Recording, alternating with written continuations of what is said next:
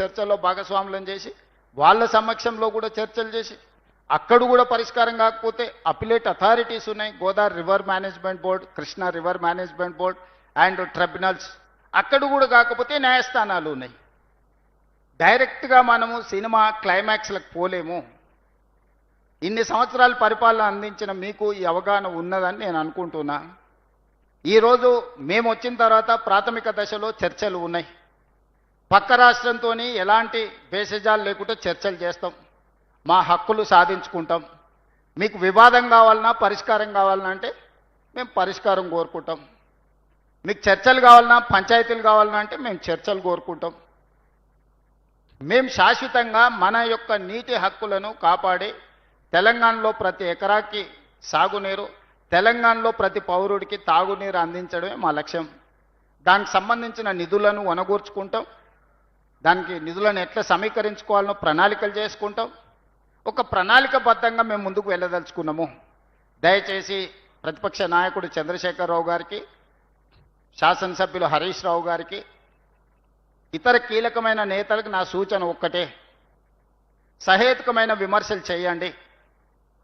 చౌకబారు విమర్శలు రాజకీయాల కోసమో లేకపోతే ఏదైనా మీ కారణాల చేత మీరు అబద్ధాలు చెప్తే ప్రజలు నమ్ముతారు అని అనుకుంటే ప్రజలు వరుసగా తీర్పులు ఇచ్చుకుంటూ వచ్చింది. ఇక ప్రజల్ని తప్పుపట్టడం మానేయండి. ప్రజలు విఘ్నులు. మీకు ఇచ్చినప్పుడు మీకు ఇచ్చారు.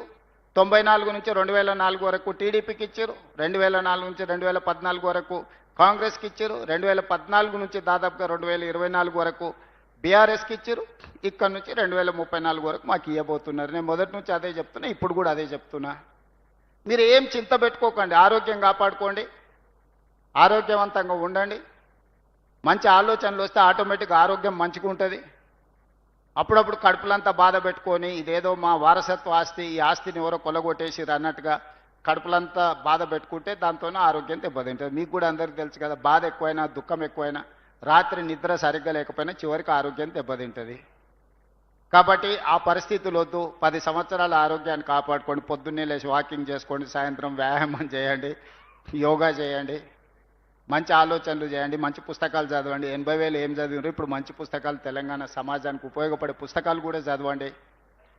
తక్కువకి ఎక్కువకు చిన్నజీర స్వామి గారి సూక్తులు వినండి, లోక కళ్యాణం కోసం మంచి ప్రవచనాలు వినండి. అంతే తప్ప ప్రజల మీద విషయం గక్కి మమ్మల్ని ఏదో శాపిస్తే ఏమి జరగవు. పిల్లి శాపనార్థాలకు ఉట్టి తెగిపడదు. మీ శాపనార్థాలు ఎన్ని పెట్టినా నాకు సంతోషం. వాళ్ళు చాలా బాధతోని మమ్మల్ని అంటున్నప్పుడు నాకు ఒక సాడిస్టిక్ ప్లెజర్ అంటారు కదా, అబ్బా బాగుంది కదా అనిపిస్తుంది. ఎందుకంటే వాళ్ళ బాధ చూసినప్పుడు. అంత బాధపడు మీకు అక్కర్లేదు. ఈ ప్రాజెక్టుల్ని పూర్తి చేస్తాం.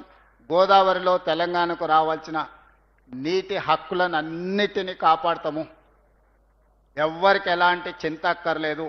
నికర జలాలు, మిగులు జలాలు, వరద జలాలలో అన్నిట్లలో తెలంగాణ హక్కులను, అది గోదావరి కావచ్చు, కృష్ణా నది కావచ్చు, హక్కులను కాపాడడమే కాకుండా ఇప్పటి వరకు అపరిష్కృతంగా ఉన్న సమస్యలను పరిష్కరించి